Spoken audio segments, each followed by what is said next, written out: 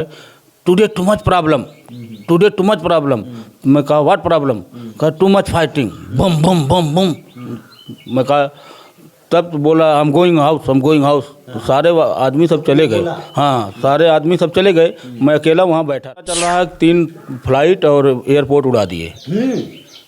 सुबह ये सुन करके हम लोगों का और बीपी बढ़ने लगी, क्योंकि हम लोग विदेशी हैं, हम लोगों का सारा एयरपोर्ट ही है, वो गया। इसके बाद जब उड़ाकू विमान से हमला होना चालू किया, हमारे छत के जस्ट ऊपर से जा कर के मुश्किल से 100 या 150 मीटर दूर पे बम गिरे। अब बम जब गिरा तो पूरा हमारा मकान जो है हिल गया। गवर्नमेंट लागू कर दी कि कोई भी इंडियन घर में से बाहर नहीं निकलेगा। जितने लोग वहाँ पे हैं, जितने इंडियन हैं कोई बाहर नहीं निकलेगा, सब अपने अपने रूम में रहो। इसके बाद जब ये हुआ, आदेश हुआ कि कैसे भी करके आप लोग जो है पहुँचो वहाँ, क्योंकि हमारे इंडिया एम्बेसी की जो ऑफिस थी उसको भी बम से उड़ा दिए। कहीं भी छुपे होंगे, हम अपने बलदस्त के साथ जा कर के उनको निकाल। भाई साहब उस समय हमारे आँख से इतने आंसू आए कि देखिए क्या है हमारी इंडिया, हमारे हमसे इनसे क्या रिश्ता है जो हमको यहाँ लेने आए हैं। और मतलब पानी, बोतल का पानी सब पिलाना चालू कर दिए। इसके बाद बोले बिल्कुल रिलैक्स हो जाओ, अब हम आ गए हैं। ऐसे मतलब साहस दे रहे थे, ऐसे खड़ी लैंग्वेज कुछ बोलते थे, कुछ भोजपुरी में, कुछ ऐसे ठेस भाषा में। वहाँ हम इतना लगे रोने कि हम क्या। सेठ उनको बोलता था wait wait everything finish, fighting is finish. हाँ वो इंग्लिश में, हाँ वो ऐसे बोलते थे। और वो जो है बेचारे गरीब परिवार के थे, वो सेठ के झांसे में रहते थे। भैया बहुत तसल्ली, बहुत तसल्ली। 2 दिन पहले आप रो रही थी, बहुत रो रहे थे। हमारे चैनल पे भी आपने रो कर खाना नहीं खाया कभी। खाना नहीं खाए थे आप, लेकिन आज आ गए हैं। आज अब आ जब गए। पास देखी तो कैसा लगा? बहुत खुशी हुई, बहुत खुशी हुई भैया। है कि अब बच्चों को लेके आप अपना जीवन यापन करना, मैं नहीं आ पाऊंगा, तब क्या बीत रही? भैया उस समय तो ऐसा लग रहा था भगवान हम ही को कुछ हो जाए, हम बच्चों को लेके कहाँ जाएंगे। हाँ, क्योंकि इनके सिवा कोई है नहीं। सरकार के लिए क्या कहना चाहिए? सरकार के लिए तो हम कह रहे हैं भैया बहुत बहुत धन्यवाद। और सरकार के लिए तो हम यही कहेंगे कि सरकार हमारे लिए नहीं, पूरी पब्लिक के लिए, जितने भैया सब फंसे थे सबके लिए किए हैं। और उसके बाद आप लोग का भी बहुत भारी एहसान है जो हमारी न्यूज़, हमारी जो समाचार उन तक पहुँचाएँ आप। नमस्कार, आप देख रहे हैं पीजी न्यूज। मैं प्रवीण आप सभी का बहुत बहुत स्वागत करता हूं। दोस्तों, इस वक्त मेरी मौजूदगी है जौनपुर के दरियागंज पूर्वी में। थाना क्षेत्र अगर बात करें तो बक्सा पड़ता है। और आपको बता दें कि यहाँ से जो राजेश सिंह सूडान में फंसे हुए थे, जिनके लिए परिवार रो रो करके बिलख रहा था, और आपको बता दें कि भगवान से ये दुआ कर रहा था। पत्नी बोल रही थी कि मेरे पति कब घर पे आएंगे, माँ बोल रही थी कि हे भगवान हमारे बेटे को लौटा दीजिए। तमाम प्रकार के लोग दुआएं कर रहे थे, और रात दिन यहाँ पे खाना नहीं बनता था घर पे। ऐसे में अगर हम बात करें तो इस समय राजेश सिंह सूडान से घर पे आ चुके हैं, और हम लोग उनके घर पे मौजूद हैं। बातचीत करने की कोशिश करेंगे, क्या कुछ प्रकरण था उनके साथ वहाँ पे, क्या कुछ घटनाएं घट रही थी जिससे वो घबरा रहे थे। कुछ वीडियो भी अपनी जारी किए थे जो कि रोते हुए, उनकी तस्वीरें बहुत तेज़ी से वायरल हुई थी। सारी चीज़ों पर हम लोग एक एक चीज़ें आपको दिखाएंगे और बताने की कोशिश करेंगे। खास करके उन लोगों के लिए बहुत बड़ी सबक है जिनके घर से लोग आउट ऑफ कंट्री रहते हैं। तो आइए अब हम लोग बातचीत करने की कोशिश करते हैं। परिवार में हैं, उनकी माताजी भी साथ में हैं, जो माताजी पिछले 2 दिन पहले रो रही थी, और आज उनके चेहरे पे मुस्कान है। उनके बेटे घर पे आ गए हैं सही सलामत। ये राजेश सिंह जी हैं, और हम बातचीत करने की कोशिश करेंगे और तमाम सवाल करेंगे। सबसे पहले इंडिया वापस के लिए आपका बहुत बहुत स्वागत है। Thank you. सबसे पहले हम अपनी सरकार, मोदी सरकार का आभार प्रकट करता हूँ, और हमारे योगी सरकार का आभार प्रकट करता हूँ, और हम अपने मीडिया बंधुओं का बहुत बहुत आभार प्रकट करता हूँ कि हमको इतना ये करके, चाहे जैसे भी करके हमको यहाँ तक ले आए। हम तो ये नहीं सोचे थे कि हम इंडिया वापस पहुँचेंगे, लेकिन हमारी इंडिया सरकार, हाय रे हमारी इंडिया सरकार, हाय रे हमारी योगी सरकार, हम इनका बहुत बहुत आभार प्रकट करूँगा जब तक जिंदा रहूँगा। और अपने परिवार को, और जहाँ तक हो सकेगा हम इनके सामने हाथ जोड़ के हरदम आभार ये प्रकट करता रहूँगा कि ऐसे ही सबका हेल्प करें और इसी तरीके से अपना वो करें। हम तो वहाँ ये जहां, अगर मैं आपको बता दूं कि जहां पे हमेशा योगी सरकार के ऊपर कुछ प्रश्न चिन्ह खड़े होते हैं कि वो काम सही नहीं कर रहे हैं, लेकिन जहां पे सरकार की अच्छाइयां की बात है और जहां पे बुराइयां की बात है, हम लोग सारी चीज़ें दिखाते हैं। लेकिन राजेश जी आज ये बता रहे हैं कि जैसे हम एयरपोर्ट इंडिया मेरी वापसी होती है, क्या क्या इनको सुविधाएं मिली हैं, हम उस प्रकरण पे बाद में बात करेंगे। लेकिन सबसे पहले हम ये बात करेंगे कि सूडान में कैसे कैसे घटनाएं शुरू हुई थी और किस प्रकार से वो युद्ध चल रहा था जिनको देखकर ये बहुत घबरा रहे थे। सबसे पहले राजेश जी ये बताइए कि जब वहां पे घटनाएं ये कब शुरू हुई थी और किस प्रकार का प्रकरण था जिसे देखकर आप एकदम घबरा गए थे कि अब मैं जिंदा वापस इंडिया नहीं जा पाऊंगा, और अपने परिवार को आप मैसेज भी कर देते हैं। आपका वो आखिरी मैसेज भी लोग घर पे सीन करते हैं, आप अपने वाइफ से ये बोलते हैं कि अब आप अपने परिवार का ध्यान, अपने बच्चों का ध्यान दीजिएगा और मैं इंडिया वापस नहीं आ पाऊंगा। क्या कुछ वो दृश्य था वो दर्शक जानना चाहते हैं?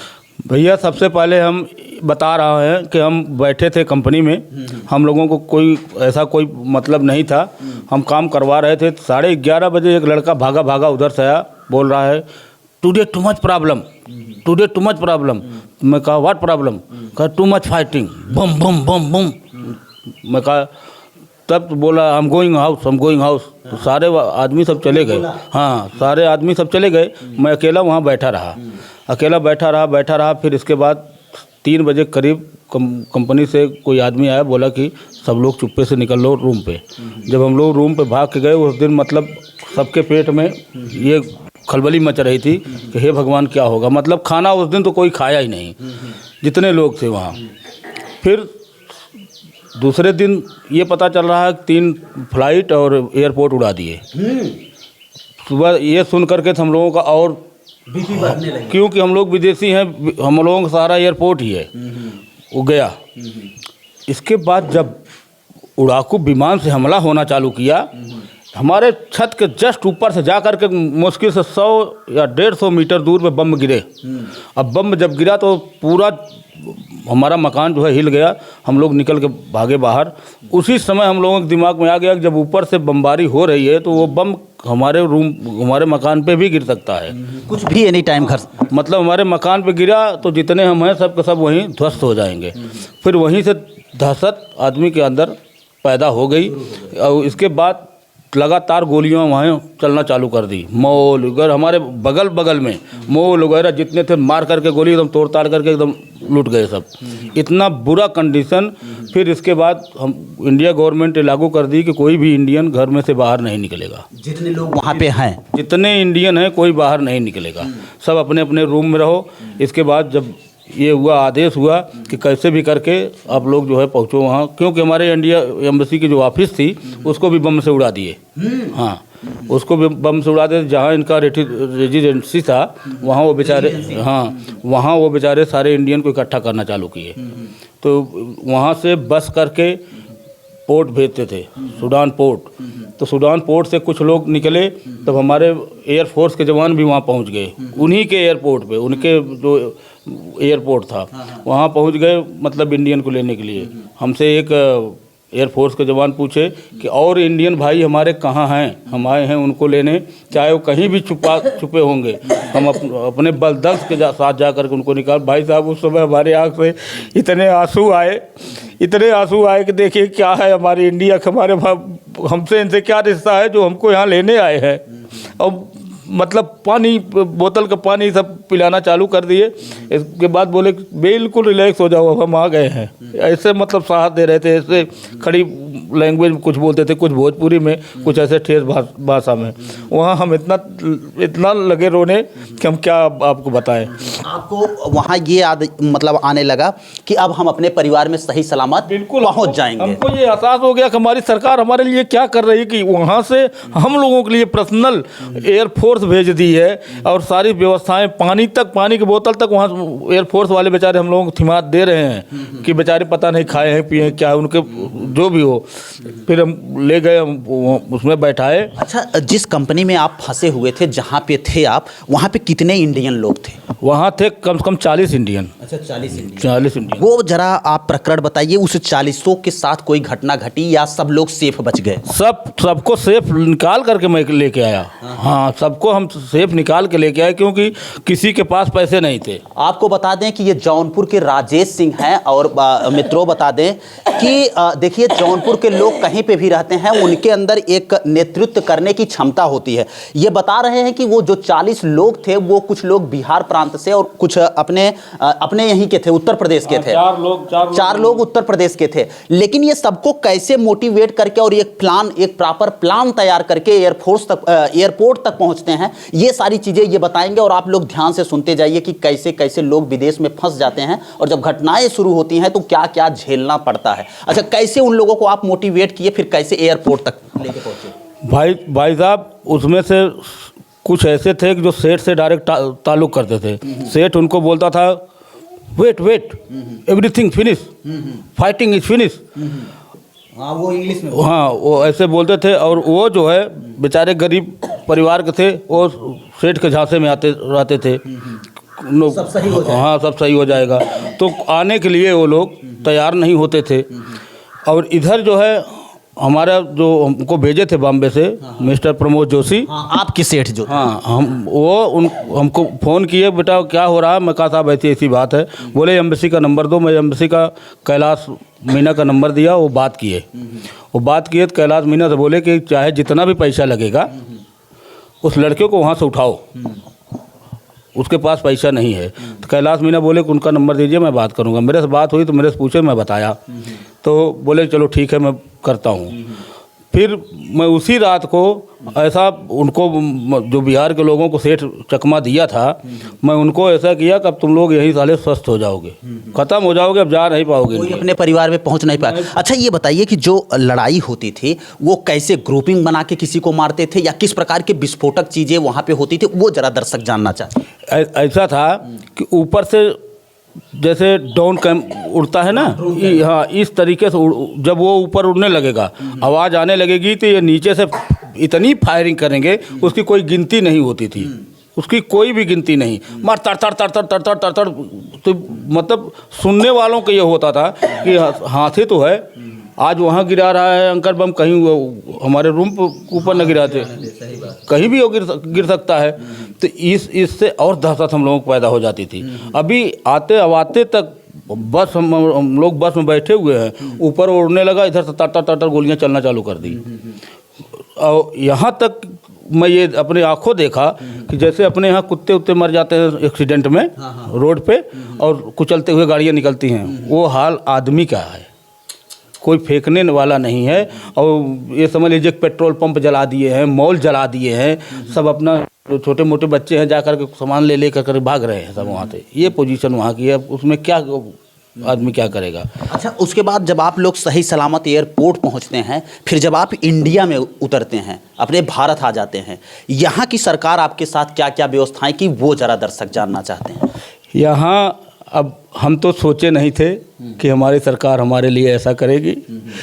हम इतना भावुक हुए, हम क्या बताएं। पेपर में हमारा भतीजा डाल दिया था, एक 2 लोगों का नाम था उसमें, नीरज कुमार सिंह और एक मनोज कुमार सिंह, ऐसे करके थे। मैं उतरते ही उनको फ़ोन किया, मैं कहा सर ऐसा है कि हम यहाँ आ गए। बोले ठीक है, हम बाहर खड़े हैं, आप इमिग्रेशन से बाहर निकलो। केवल इमिग्रेशन से हम जैसे ही बाहर निकले वैसे ही यूपी से हम कहा हाँ आ जाओ इधर। जितने यूपी के लोग थे वो इकट्ठा करवा लिए, मतलब एकत्रित करवा। हाँ, एकत्रित करवा करके फिर बोले तुरंत आदमी दिए, बोले जाओ बस में बैठो। बस में हम बैठे तो हम सोचे कि यहीं से हम कहीं घर भेज देंगे, लेकिन वो ले गए जहाँ हम सोचे नहीं थे कि हम कभी यहाँ आएंगे या आ पाएंगे। यूपी भवन ले गए, वहाँ हमको माला पहनाया गया। हाँ, माला पहनाया गया। वहाँ हम अपना भारत माता की जय, योगी जी की जय, मोदी जी की जयकारा लगाए। फिर हमको ले गए रूम में, 3रे मंजिला। बोले यहाँ नहाओ धो फ्रेश हो जाओ, इसके बाद आके नाश्ता करो। फिर हम नहाए धोए फ्रेश हुए, आए यहाँ पूरी सब्जी फर्स्ट क्लास खाए। खाने के बाद एक फार्म दिए भरने के लिए, सब लोग अपना अपना फार्म भरे। तो 1:30 बजे के करीब बोले कि सब लोग आ जाओ नीचे। फटाफट मतलब एक बार बस में बैठाए, कि जो इस रूट से बस निकलेगी उसमें आप उतर लेना वहाँ। तो फिर पता नहीं क्या हुआ, बोले कि जौनपुर वाले जो हैं उतर आओ, 7 लोग हो, आप लोगों को 4 व्हीलर से भेजेंगे। तो हम उतर आए, तो एक 4 व्हीलर में फिर हम ज़्यादा हो गए, फिर 2 4 व्हीलर किए। तो एक 4 व्हीलर इधर मुरादाबाद होके आई, लखनऊ में मिली हमसे, एक 4 व्हीलर इधर से आई जो है कानपुर वाले ये दिल्ली से उतरने के बाद? हाँ, दिल्ली से उतरने के बाद फिर यहाँ लखनऊ से सब सीधा आए, तो ले आकर के हमारे घर के पास हमको छोड़ी। हाँ, आपको बता दें मित्रों, ये मेरे साथ राजेश सिंह जी हैं। बार बार मैं ये कह रहा हूँ कि सूडान में ये 10 दिन से फंसे हुए थे और वहाँ की जो घटनाएं थी ना, उसको देखने के बाद आपके आंख में आंसू आ गया होगा। जहाँ तक मैं समझता हूँ, अगर हृदय होगा तो वो पिघल गया होगा। लेकिन ये घर पहुँचने के बाद परिवार में हैं और सब लोग खुश हैं। घर परिवार जहाँ रो रो करके ये दुआएं कर रहा था कि राजेश सिंह जी घर पे आए। माता जी, हम इनसे बातचीत करने की कोशिश करेंगे। काम आई ये बतावा कि आज राजेश भैया घर पे आ गए हैं, कैसन लागत बा? हमें बहुत तसल्ली है भैया, बहुत तसल्ली, बहुत तसल्ली। 2 दिन पहले आप रो रही थी, बहुत रो रहे थे। हमारे चैनल पे भी आपने रो कर खाना नहीं खाया कभी। खाना नहीं खाया थे आप, लेकिन आज आ गए हैं। आज अब आ जब गए। पास देखी तो कैसा लगा? बहुत खुशी हुई? बहुत खुशी हुई भैया। जहाँ पे मतलब लोग आप आना यहाँ पे मुश्किल था, लेकिन हाँ, आज वहीं से बहुत ये निकल मुश्किल गए। था, बहुत मुश्किल था भैया, बहुत एकदम ये मतलब नामुमकिन जान लीजिए। क्योंकि विदेशियों के लिए मेन चीज़ क्या होता है? एयरपोर्ट होता है। एयरपोर्ट जब ध्वस्त हो गया, चारों ओर से ये बॉर्डर लॉक हो गया, अब बताओ आप जाओगे, जाओ कहाँ जाओगे? लेकिन हमारी सरकार चाहे कुछ भी करके हम लोगों के साथ, चाहे कुछ भी करी, हमारी सरकार बहुत, अब क्या हम कोई बयान नहीं कर सकता हूँ कि हमारी सरकार हमारे लिए क्या करी है। हम अब ज़िंदगी में जब तक जिंदा रहूँगा, हम उनका आभार कभी भूल नहीं सकते हैं। और अच्छा, राजेश जी, एक सवाल और है, कितने लोगों को आप अपने आँख के सामने गोली लगते हुए या मरते हुए देखे? भाई साहब, ये नहीं मैं देखा। अगर ये मैं देख लिया होता तब तो हम स्वयं नहीं आ पाते। हाँ, हम सुनते थे, क्योंकि हमारी सरकार ऐसा बोल दी थी कि बाहर नहीं निकलना है। हाँ, हम खाना नहीं खाए, हम सोए नहीं, लेकिन बाहर नहीं निकले। बहुत ये होता था तो खिड़की खोल के थोड़ा सा झांक लेते थे, लेकिन बाहर नहीं निकलता था। एक इंडियन बेचारे को खिड़की से ऐसे झांक रहा था, मार दिए गोली। हाँ, तो इसलिए हमको मतलब इतनी दहशत हो गई थी कि निकले नहीं। तो आप ये देख सकते हैं, मेरे साथ राजेश सिंह जी हैं, जिनके ऊपर जो भी प्रताड़ना हुई है, जो भी चीज़ें झेले हैं, ये बता रहे हैं। इनकी वाइफ जी हैं, हम इनसे भी जानने की कोशिश करेंगे, क्योंकि बहुत दिक्कत में थी ये भी। और ये देख सकते हैं। अभी बताइए कि राजेश जी आ गए हैं घर पे, अब कैसा लग रहा है? बहुत 2 दिन अच्छा पहले माहौल कैसा था? बहुत अच्छा लग रहा है भैया। पहले तो बहुत ऐसे मातम छाई हुई थी घर में, लेकिन अब बहुत खुशी जहाँ पे है। एक मैसेज आता है कि अब बच्चों को लेके आप अपना जीवन यापन करना, मैं नहीं आ पाऊंगा, तब क्या बीत रही? भैया उस समय तो ऐसा लग रहा था भगवान हम ही को कुछ हो जाए, हम अब बच्चों को लेके कहाँ जाएंगे। हाँ, क्योंकि इनके सिवा कोई है नहीं। सरकार के लिए क्या कहना चाहिए? सरकार के लिए तो हम कह रहे हैं भैया बहुत बहुत धन्यवाद। और सरकार के लिए तो हम यही कहेंगे कि सरकार हमारे लिए नहीं, पूरी पब्लिक के लिए, जितने भैया सब फंसे थे सबके लिए किए हैं। और उसके बाद आप लोग का भी बहुत भारी एहसान है, जो हमारी न्यूज़, हमारी जो समाचार उन तक पहुँचाएँ आप। जी हाँ। चलिए, और कुछ कहना चाहेंगे लास्ट में दर्शकों से आप? भैया हम यही कहेंगे कि जो भी हो, अगर जहाँ खतरा हो वहाँ न जा कमाने, अपने इंडिया में थोड़ा कमाएं और अपने परिवार के साथ रहें। मीडिया के सामने एक आपका सवाल बहुत वायरल हुआ है, लोग बहुत उस पर कमेंट किए हैं। आप कह रही थी कि अब राजेश सिंह को बाहर नहीं जाने देंगे। तो ये कहाँ तक आप लागू करा पाएंगे? जाएंगे कि नहीं? भैया हम तो कह रहे हैं कि जहाँ खतरा हो वहाँ हम नहीं जाने देंगे। वैसे हमारी तो यही तमन्ना है कि बम्बई, दिल्ली, कलकत्ता जहाँ भी हो, अपना कमाएं और अपना परिवार अपने साथ रखें। बस भैया, और कुछ भी नहीं। मरना सबको एक दिन है, लेकिन भैया साथ में रह के मरें।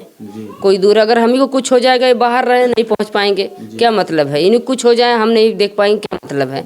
इससे अच्छा भैया हम यही कहेंगे, जहाँ भी रहो अपना परिवार, 2 लड़का, मैं, आप जहाँ भी रहो कमाओ खाओ, अपने बच्चे के साथ रहो, बस। तो आप ये देख सकते हैं, ये राजेश सिंह जी की पत्नी हैं और इनसे मेरी खास बातचीत हो रही थी। हालांकि हम लोग इसके पहले भी वीडियो कवरेज करके दिखाए थे और ये राजेश सिंह जी अपने परिवार में भी हैं। हम लोग इनसे मिलकर इनके हाल जाना और आप लोगों तक ये वीडियो पहुंचाया।